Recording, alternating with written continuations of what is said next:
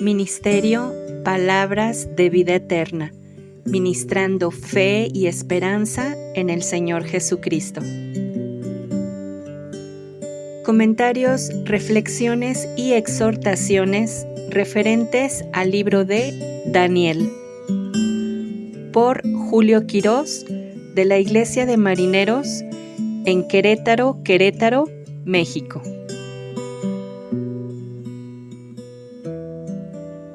Daniel, capítulo 3, desde el versículo 1 me gustaría leer varios de estos versículos para poner el contexto del tema que hoy queremos hablar.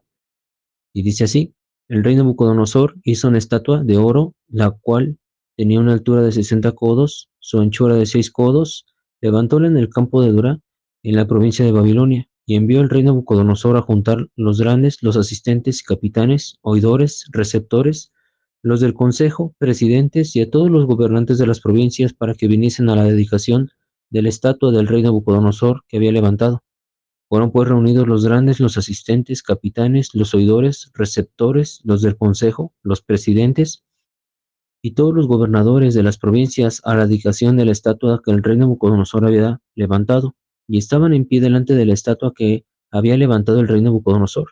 Y el pregonero pregonaba en alta voz: mándase a vosotros, oh pueblos, naciones y lenguas, en oyendo el son de la bocina, del pífano, del tamboril, del arpa, del salterio, de la zampoña, y de todo instrumento músico, os pondréis y adoraréis la estatua de oro que el rey Nabucodonosor ha levantado, y cualquiera que no se postrare y adorare en la misma hora, será echado dentro de un horno de fuego, ardiendo. Si podemos pasar al versículo 12, hace entender cómo es que varios de los súbditos del rey se dan cuenta de que hay unos hombres judíos que no están obedeciendo a lo que el rey Nabucodonosor había mandado, ¿sabes? Y dice lo siguiente en el 12: hay unos varones judíos los cuales pusiste tú sobre los negocios de las provincias de Babilonia, Sadrach, Mesach y Abed-Nego. Estos varones, oh rey, no han hecho cuenta de ti, no adoran tus dioses, no adoran la estatua de oro que tú levantaste. Entonces Nabucodonosor dijo con ira y con enojo que trajesen a Sadrach, Mesach y Abed-Nego. A punto fueron traídos estos varones delante del rey. Habló Nabucodonosor y díjoles: ¿es verdad, Sadrach, Mesach y Abed-Nego, que vosotros no honráis a mi Dios, ni adoráis la estatua de oro que he levantado? Ahora pues estáis prestos para que, en oyendo el son de la bocina, del pífano, del tamboril, del arpa, del salterio, de la zampoña y de todo instrumento músico, os postréis y adoraréis la estatua que he hecho, porque si no la adoráis, en la misma hora seréis echados en medio de un horno de fuego ardiendo. ¿Y qué Dios será aquel que os libre de mis manos? Sabes, por mucho tiempo creía que Daniel era parte de esta historia, y así lo creía hasta que, sinceramente, esta ocasión que me tocó detallar más a profundidad estos capítulos, me di cuenta que él no aparece. Él es Belsasar, si recuerdas su nombre babilónico que le fue puesto. Y lo más probable, por lo que estuve estudiando, es que como tenía un cargo pues algo alto, es posible que le tocó viajar y estaba fuera de Babilonia, o la otra es que estuvo enfermo. Y lo hice esto en el capítulo 8, en los últimos versículos, y habla acerca que también él se llegaba a enfermar, Daniel. Entonces, en esta historia no aparece, pero aparecen estos amigos de Daniel, los cuales les toca vivir esta dura historia, ¿sabes? Y te quiero preguntar esto por este tema que estamos leyendo, y es lo siguiente: ¿alguna vez te han dicho que eres un intolerante? A mí sí, por mucho tiempo desde la escuela me vienen diciendo eso por el hecho de, pues, que creo en un Dios. Creo que en un Dios que es soberano, justo y que no comparte la gloria con nadie. Pues este pasaje nos deja ver cómo realmente funciona la intolerancia, donde la sociedad se dice que son tolerantes, pero realmente son totalmente intolerantes. Babilonia es un pueblo pluralista donde podías tener tu Dios, pero en cierta fecha tenías que venir a adorar a otros dioses. ¿Sabes algo? Hoy en día acusan a los cristianos que no pueden ni deben decir que tienen la única verdad, pero sí nos quieren enseñar cómo adorar.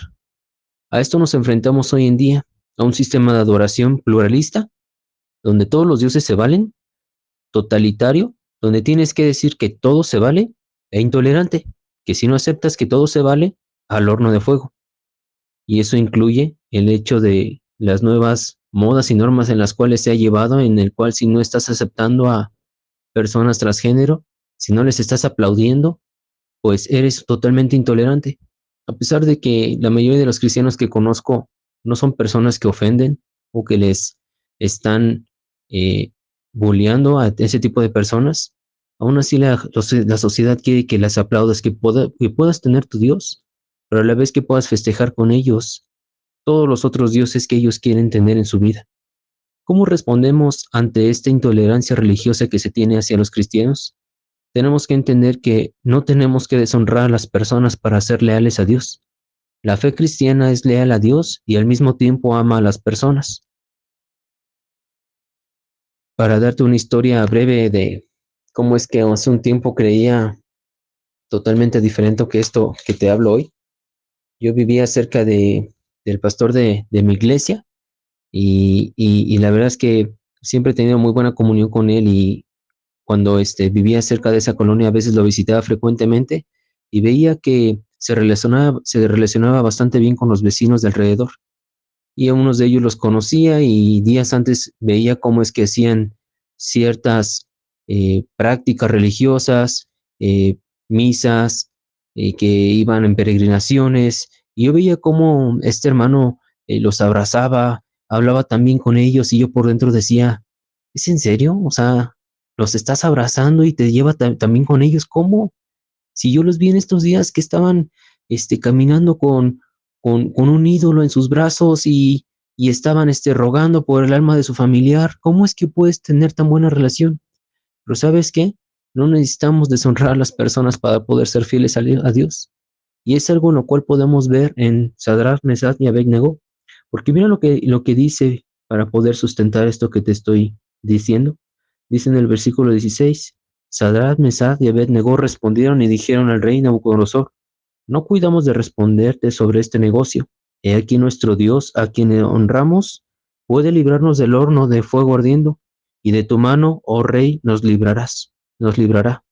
Y si no, sepas, oh rey, que tu Dios no adoraremos, ni tampoco honraremos la estatua que es levantado.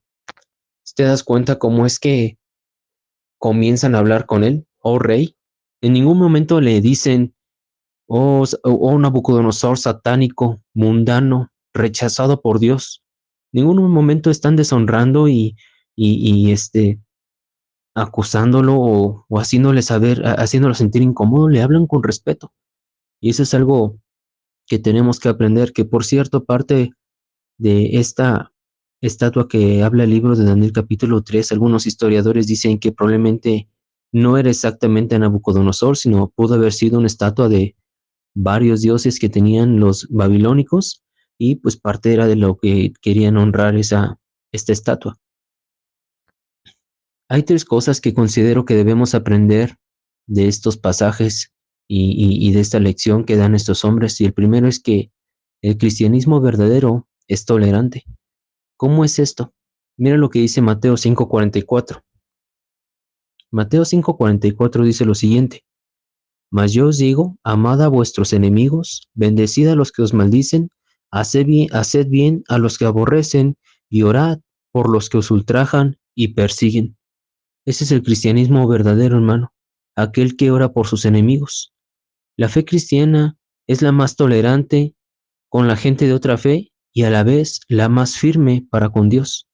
Y en esto hay una línea muy delgada entre nuestras convicciones y la tolerancia por la demás gente. Es orar por ellos.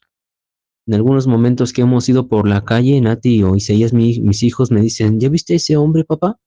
Mira cómo va con tacones y con faldas y mira cómo tiene, ¿verdad que ellos los odia Dios? ¿Verdad que es algo en lo cual no debemos de hablarles? Y es donde tengo que hacerles entender que tenemos que orar por ellos, que tenemos que amarles y, y que ya que están en una situación totalmente cegada, y es en la cual podemos entender que Jesucristo nos manda a hacer eso, pues el mismo Jesucristo dice que comía y bebía con pecadores, mas nunca era parte de ellos, los amaba, los respetaba, mas nunca les ofendió. Mateo 5:16 nos da otra señal bastante buena acerca de esto y dice, así alumbre vuestra luz delante de los hombres, para que vean vuestras obras y glorifiquen a vuestro Padre que está en los cielos. El cristianismo verdadero, hermano, se demuestra. Dice el pasaje, dejen que sus buenas obras brillen. Sadrach, Mesach y Abed-Negó no hicieron un foro de argumentos o de debates para comenzar a ganarle esta batalla contra Nabucodonosor en cuanto a ordenanza que les había dado de honrar a esta estatua.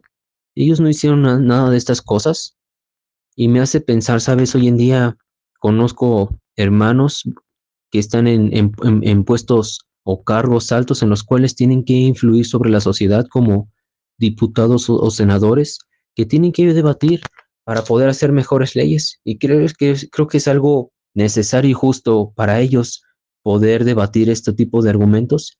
Pero quiero decirte que tú y yo somos el 95% en donde una vida de sacrificio, tolerancia y amor es algo en lo cual va a demostrar totalmente lo que somos en Cristo Jesús, lo que realmente queremos compartir con ellos. ¿Quieres compartir tu fe cristiana? Vívelo. ¿Quieres compartir tus convicciones? Vive con rectitud, con integridad y tolerancia. Si te das cuenta, Dios no trajo un debate ante la opinión pública de esta sociedad, sino quiso traer a su Hijo unigénito a morir en una cruz con una vida en santidad y rectitud. El argumento más grande del cielo es la muerte de Jesucristo. Qué terrible, hermanos, que hay tantas personas cristianas alardeando de tener tantos conocimientos y argumentos en contra de la sociedad y de prácticas y tantas cosas, pero su vida no demuestra nada de lo que hablan. Siempre están peleando y afectando. Yo recuerdo que hubo veces en las cuales hasta en las prédicas se estaban llevando ídolos para al momento de estar predicando, romperlos frente a la gente y hacerles entender que no era nada. Recuerdo veces en las cuales llegaron a decir, estúpida María, no sirven para nada los tontos ídolos. Créeme que no es necesario eso. Créeme que no es algo en lo cual va a atraer a la gente a los pies de Cristo, sino es nuestro cambio de vida.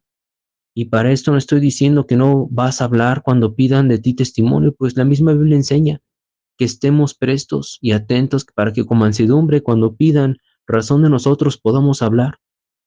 ¿Sabes algo? Muchas de las convicciones que yo llegué a formar en mi vida no fueron por largos argumentos que me dieron, sino por vidas con ejemplos que vi a lo largo de este tiempo de mi vida en mi matrimonio, con mis hijos.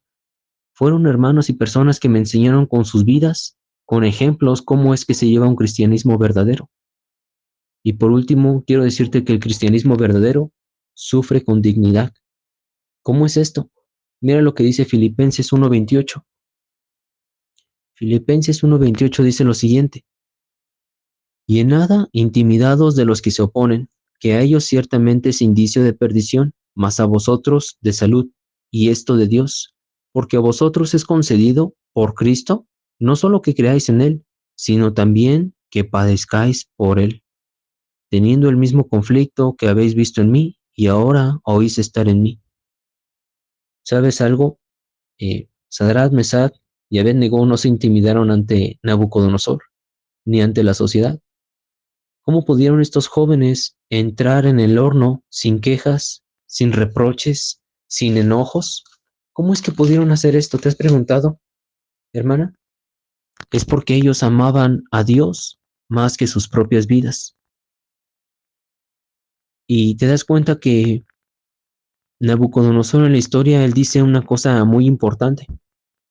Dice que cuando él se acerca y ve que sus hombres fuertes que echaron a estos 3 hombres por el mismo calor tan intenso fueron muertos, dice que Nabucodonosor se asoma y dice, hay un cuarto hombre ahí adentro que parece como un dios. Y esto es esto es llamado una teofanía, una aparición o una manifestación de Jesús antes de su venida. Cuando hace referencia a el ángel del Señor, hace referencia a nuestro Señor Jesucristo. ¿Por qué podían estos jóvenes soportar ese calor? Porque había uno más en su sufrimiento, hermana. ¿Qué otro Dios hay que pueda hacer esto?, dijo Nabucodonosor. Pues quiero que sepas algo, hermana. que también, así como con estos hombres llegaba un horno sobre su vida, también en nosotros llegarán hornos de diferentes aspectos por esta intolerancia religiosa. Pueden que en algún momento puedan dañar tu cuerpo, tu salud, puede que en algún momento lleguen a correrte de tu trabajo y empiezas a padecer por dinero, y situaciones que te pongan en un sufrimiento en la cual pues te orilles a eso, pero quiero hacerte saber algo, hermana. Dios camina en nuestros sufrimientos, Dios camina en nuestros hornos, para que el día de mañana puedas salir con dignidad de ese horno sin olor a humo como pasó con estos hombres. ¿Y cómo es que podemos aplicarlo ese olor a humo hoy en día? Sin amargura en el corazón, aprendiendo nuevas experiencias de todas esas situaciones en las cuales pasamos por hornos. Y cada una personalmente podemos dar testimonio de los hornos por los cuales hemos vivido, pero quiero hacerte meditar algo muy importante, hermana, que cada vez que recuerdes a Cristo solo, atravesando ese horno de fuego que llevó en la cruz, siendo lastimado y juzgado y calumniado por todos esos hombres a su alrededor, es para que recuerdes que Él sigue caminando con nosotros en nuestro sufrimiento, así como lo hizo con Sadrach, Mesach y Abednego, pues Él dijo que estaría con nosotros hasta el fin del mundo, hermano. Dios te bendiga. Esperamos que este video haya sido de edificación y exhortación, y si te ha bendecido, compártelo. Ministerio Palabras de Vida Eterna, ministrando fe y esperanza en el Señor Jesucristo.